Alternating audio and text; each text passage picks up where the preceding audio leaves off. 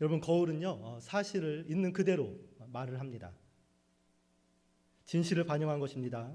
앞에 있는 권력자의 눈치를 보지 않습니다. 그의 마음에 들려고 사탕발림하지도 않습니다. 잘못 말해서 왕비가 화를 낸다면 깨질 수도 있을 텐데, 부서질 수도 있을 텐데, 그러한 위험에도 불구하고 거울은 그저 사실만을 말할 뿐입니다. 이런저런 눈치를 보지 않고 있는 그대로의 사실만을 말하는 것, 이것이 거울의 기능이고 또 역할이기도 합니다. 여러분, 우리가 문학작품을 읽는 이유가 무엇입니까? 그것은 바로 재미와 감동 때문입니다. 아무리 좋은 책이라 할지라도 재미가 없고 감동이 없으면 읽기가 참 어렵습니다. 우리를 웃게 하고 울게 하는 재미와 감동이 문학작품 안에 들어있습니다. 그래서 우리는 그것을 읽는 것입니다. 하지만 거기에서 멈추지 않습니다. 우리가 문학작품을 읽는 2차적인 이유는 그 안에 인간의 보편적인 질문이 담겨 있기 때문입니다. 나는 누구인가? 인간은 무엇으로 사는가? 또 무엇이 선이고 악은 또 무엇인가? 이러한 인간의 보편적인 질문이 문학작품 안에 담겨 있기 때문에 우리는 그것을 읽는 것입니다. 우리가 고전을 읽어야 하는 이유이기도 합니다.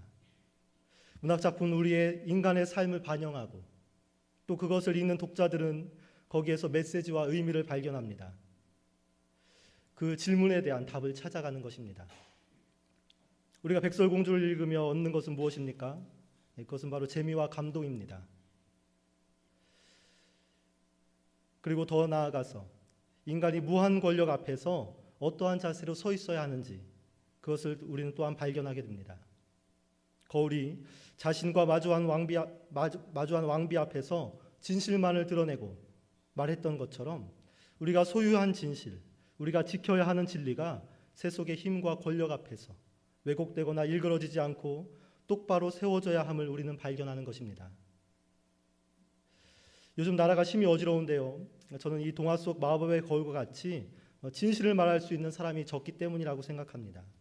왕비의 힘과 권력 앞에 쩔쩔매는 사람들, 나라의 안위와는 상관없이 권력자의 눈에 들려 혈안이 된 거짓과 위선으로 가득 찬 사람들, 그러한 사람들이 지배하는 나라, 그러한 나라에는 미래가 없다는 사실을 우리는 역사를 통해 확인합니다.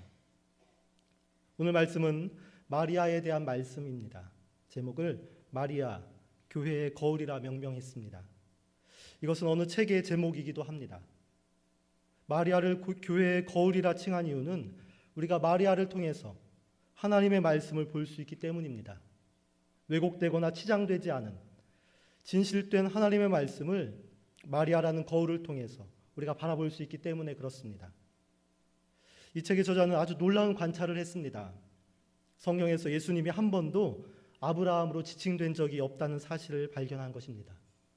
매우 놀라운 발견 아닙니까? 저만 그렇습니까? 예수님은 종종 새 아담으로 불렸습니다. 또 모세로도 불렸습니다. 새 다윗으로도 불렸습니다. 사람들이 예수님을 가리켜서 다윗의 자손 예수여 이렇게 불렀습니다.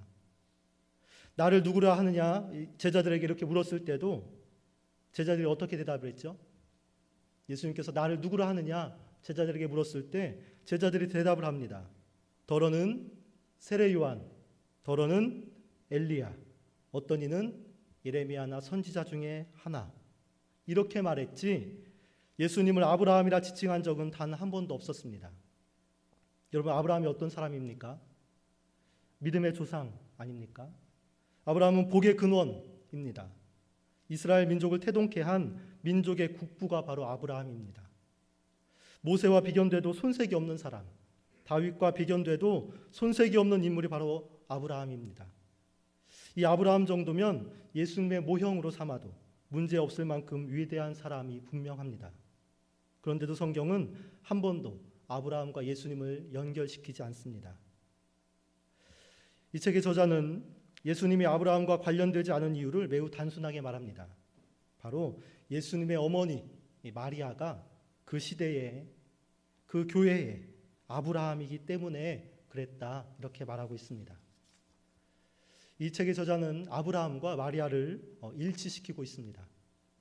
고향과 친척과 아버지의 집을 떠나 새 땅으로 가라는 하나님의 부름에 아브라함이 저항하지 않았듯이 마리아 역시 자신이 성령의 능력으로 아이를 가질 것과 하나님의 부름에 저항하지 않았다 말하고 있습니다. 그로 인해 아브라함이 믿음의 조상이 된 것처럼 마리아 역시 예수님 안에서 시작된 새로운 시대를 여는 믿음의 조상이 되었다 주장하고 있습니다. 마리아는 교회의 거울이 분명합니다. 왜냐하면 그녀 안에 하나님의 말씀이 쓰였기 때문입니다. 마리아가 하나님의 말씀을 거부하지 않고 받아들였다는 말입니다. 그러므로 교회는 이 마리아를 통해서 순종을 바라볼 수 있습니다. 38절의 말씀을 함께 읽겠습니다. 38절 말씀입니다.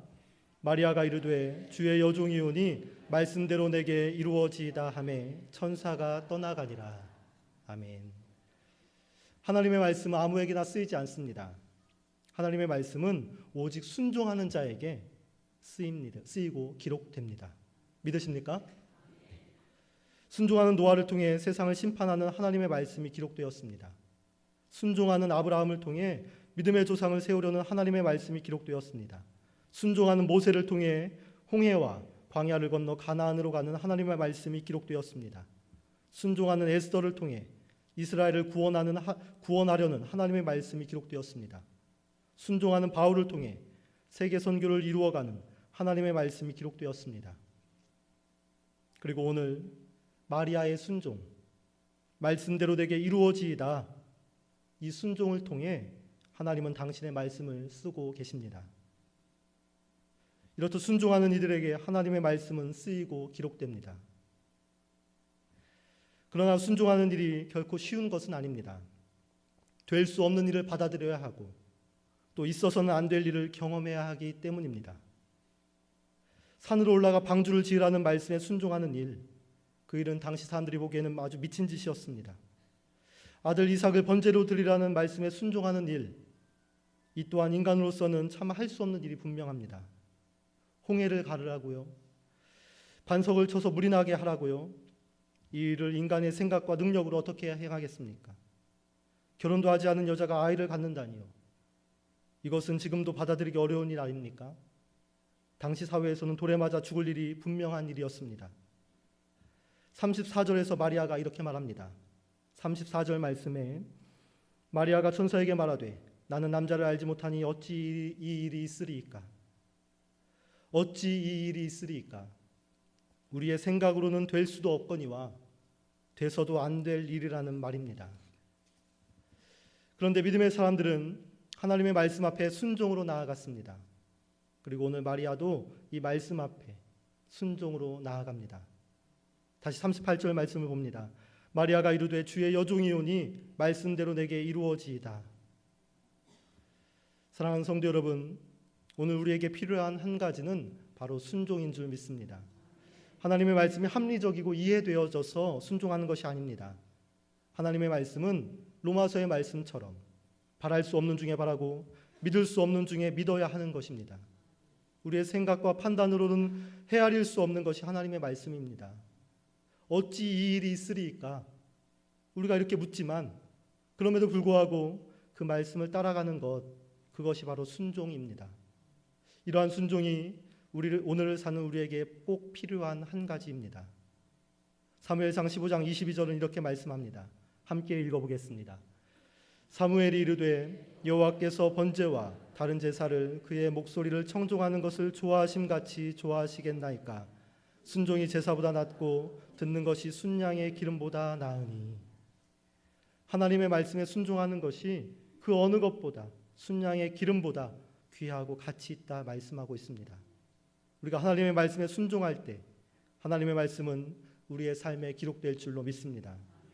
오늘 마리아의 고백처럼 있을 수도 없고 있어서도 안 되며 또 믿을 수도 없는 일이지만 주의 종입니다. 말씀대로 내게 이루어 주옵소서. 이러한 순종이 우리의 믿음이 되기를 진심으로 소망합니다. 다시 말하지만 마리아는 교회의 거울입니다.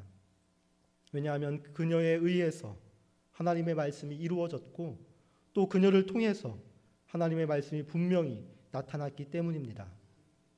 마리아를 통해 예수님이 잉태되었고 이 땅에 태어나셨다는 말입니다. 그러므로 우리 교회는 마리아라는 거울을 통해 말씀의 잉태와 출산을 바라볼 수 있습니다. 교회와 그리스도인은 하나님의 말씀을 잉태하고 출산해야 합니다. 주신 말씀에 열매를 맺어야 한다는 말입니다. 야고보서는 행함이 없는 믿음이 죽은 믿음이라 말했습니다. 세례 요한은 회개에 합당한 열매를 맺으라 말했습니다. 출산하지 않은 믿음은 죽은 믿음이고 열매 없는 믿음은 무의미한 믿음이라 말씀하고 있습니다. 고로 이 땅의 교회와 그리스도인들은 말씀을 잉태해야 함은 물론이거니와 더불어 출산에까지 나아가야 합니다. 예수님이 씨앗의 비유를 말씀하셨습니다. 농부가 씨앗을 뿌립니다. 덜어는 길가에 떨어졌습니다. 덜어는 돌밭에 떨어졌습니다. 덜어는 가시떨기에 떨어졌습니다. 그리고 덜어는 좋은 땅에 떨어졌습니다. 이 네 가지 땅 중에서 좋은 땅만이 30배, 60배, 100배의 열매를 맺었습니다. 예수님은 분명히 말씀하십니다. 사탄이 와서 말씀을 빼앗아 갈 때 우리가 열매를 얻지 못한다 말씀하십니다. 힘들고 고단한 상황에서 말씀을 끝까지 부여잡지 못할 때 열매를 얻지 못한다 말씀하십니다. 말씀보다 세상의 염려와 재물과 욕심을 더 중요하게 여길 때 열매를 얻지 못한다 말씀하십니다. 이처럼 여러 가지 이유들이 말씀을 잉태하지 못하게 하고 출산하지 못하게 합니다. 이 마리아에게도 그렇습니다. 마리아도 예수님을 잉태하지 말아야 할, 또 출산하지 말아야 할 많은 이유들이 있었습니다. 정혼한 요셉과의 관계가 그 이유 중 하나였을 것입니다. 세상의 시선과 염려가 그 이유 중 하나였을 것입니다. 그러나 마리아는 그 모든 이유들을 걷어내고 하나님의 말씀을 담아냈습니다. 우리에게 열매가 없는 이유가 무엇입니까? 혹시 사탄에게 말씀을 빼앗겨 버리기 때문은 아닙니까? 말씀을 끝까지 부여잡지 못하며 세상과 적당히 타협하기 때문은 아닙니까? 온갖 걱정과 의심과 불안의 이유들이 말씀을 막아서고 있기 때문은 아닙니까? 여러분, 열매는 있으면 좋고 없어도 그만인 그러한 문제가 아닙니다.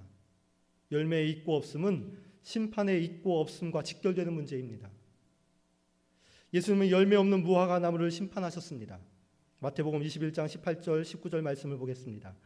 이른 아침에 성으로 들어오실 때에 시장하신지라 길가에서 한 무화과 나무를 보시고 그리로 가사 잎사귀밖에 아무것도 찾지 못하시고 나무에게 이르시되 이제부터 영원토록 내가 열매를 맺지 못하리라 하시니 무화과 나무가 곧 마른지라.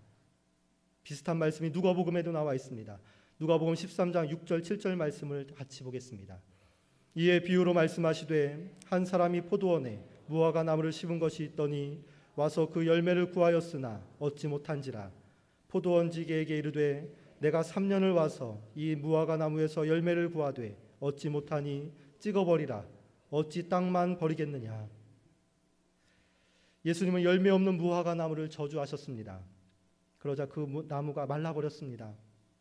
열매 없는 무화과 나무를 찍어버리라 말씀하셨습니다. 이처럼 열매의 있고 없음은 심판의 문제와 직결되고 생명의 문제와 직결되는 문제입니다. 예수님을 잉태하고 출산한 마리아를 거울 삼아 우리는 말씀의 잉태와 출산이라는 유비를 살펴보았습니다. 하나님의 말씀이 심겨지고 그에 합당한 열매를 맺는 일은 교회와 그리스도인들에게 마땅히 있어야 할 일이 분명합니다. 있어도 되고 없어도 그만인 그러한 문제가 아닙니다. 이것은 심판과 생명에 대한 문제이기 때문입니다. 마리아와 같이 모든 의심과 걱정을 걷어내고 좋은 땅이 되어서 30배, 60배, 100배의 열매를 맺는 우리 모두가 되기를 기원합니다. 여기에 또 다른 마리아가 있습니다. 그 마리아는 바로 저와 여러분입니다. 우리도 마리아가 될 수 있는가? 우리도 마리아처럼 하나님의 말씀을 담아내고 잉태하고 출산할 수 있는가? 정답은 그렇다입니다. 마태복음 12장 46절에서 50절 말씀을 함께 보도록 하겠습니다. 마태복음 12장 46절에서 50절 말씀입니다.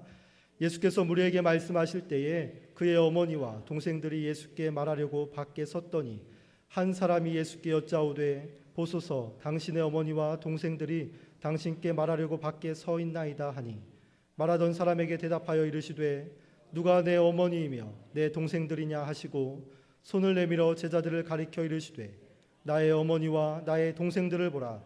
누구든지 하늘에 계신 내 아버지의 뜻대로 하는 자가 내 형제요 자매요 어머니이니라 하시더라. 아멘. 누구든지 하늘에 계신 내 아버지의 뜻대로 행하는 자가 내 형제고 내 자매고 내 어머니이다. 그래서 어머니가 누구죠? 마리아 아닙니까? 예수님의 이 말씀은 남녀의 성을 뛰어넘고 또 피부색과 혈통과 민족을 뛰어넘는 우주적인 선포입니다. 누구든지 남녀노소, 빈부귀천, 동서고금 할 것 없이 하나님의 뜻대로 행하는 자가 내 어머니 마리아이다. 하나님의 말씀에 순종하며 그 말씀을 듣고 행하는 자, 말씀을 마음 바탕에 심고 열매를 맺는 자, 말씀을 잉태하여 출산하는 자, 그 사람들이 바로 이 시대의 마리아입니다. 우리는 마리아가 될 수 있을 뿐만 아니라 꼭 되어야만 합니다. 예수님이 우리를 그러한 존재로 부르셨기 때문입니다. 이 마리아는 아주 평범한 여자였습니다. 이름도 우리식으로 말하면 아주 흔한 영희 정도 되는 이름을 갖고 있고 지극히 평범한 일상적인 삶을 살던 여자였습니다. 마리아의 남편 또한 마찬가지입니다. 요셉, 철수 정도 될까요? 아주 흔한 이름에 평범한 삶을 살던 사람입니다. 뭔가 특별한 사람이 아니고 뭔가 특출난 그런 사람이 아닙니다. 이토록 평범한 마리아에게 말씀이 임했다는 사실은 오늘을 살아가는 우리에게 큰 도전을 줍니다. 특별한 사람에게 말씀이 임하고 이루어지는 것이 아니라 특출난 사람에게 말씀이 이루어지고 임하는 것이 아니라 평범하지만 순종하고 믿는 자에게 하나님의 역사가 나타난다는 사실에 우리는 희망을 봅니다. 마리아는 저 멀리에 있고 저 높은 곳에 있는 어떤 숭고한 사람이 아닙니다. 우리 주변에 너무나도 평범한 사람 가운데 있습니다. 그 마리아는 다름 아닌 저와 여러분입니다. 이제 말씀을 정리하겠습니다. 하나님의 말씀이 쓰이고 하나님의 말씀이 이루어짐과 동시에 분명히 드러난 이 마리아는 하나님이 교회에게 주신 위대한 선물이며 모든 그리스도인의 본보기가 됩니다. 그렇기에 우리는 마리아를 통해 교회가 바라보아야 할 진실된 모습을 볼 수 있습니다. 또한 그리스도인들이 어떠한 모습이어야 하는지도 바라볼 수 있습니다. 거울을 통해 진실을 마주한 자는 두 가지 반응을 보입니다. 하나는 그 진실을 수용하는 반응이고 다른 하나는 마주한 사실을 부정하는 반응을 보입니다. 마법의 거울을 통해 진실과 마주한 왕비, 자신이 세상에서 제일 예쁜 사람이 아니라는 그 불편한 진실과 마주한 왕비는 거울이 말하는 사실을 인정할 수가 없었습니다. 진실의 드러남은 언제나 그것을 부정하는 자들에게 분노의 대상이 됩니다.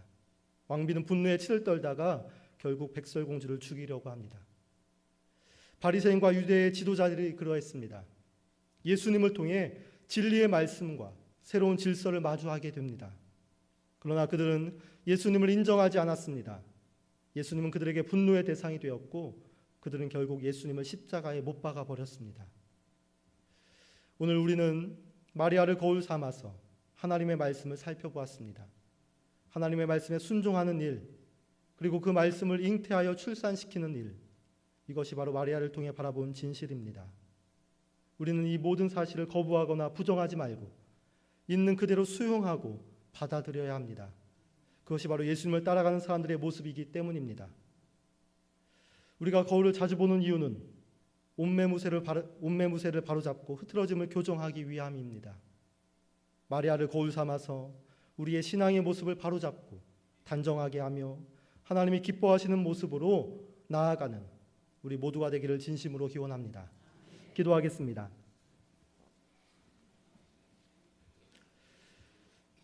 사랑의 아버지 하나님, 오늘 마리아처럼 하나님의 말씀 앞에 순종으로 나아가는 사람이 되게 하여 주시옵소서. 모든 의심과 걱정과 불안을 걷어내고 말씀을 잉태하고 출산하여 열매 맺는 사람 되게 하여 주시옵소서. 이 시대의 마리아가 되어서 진실된 하나님의 말씀을 널리 비추는 사람이 되게 하여 주시옵소서. 모든 말씀 예수님의 이름으로 기도합니다.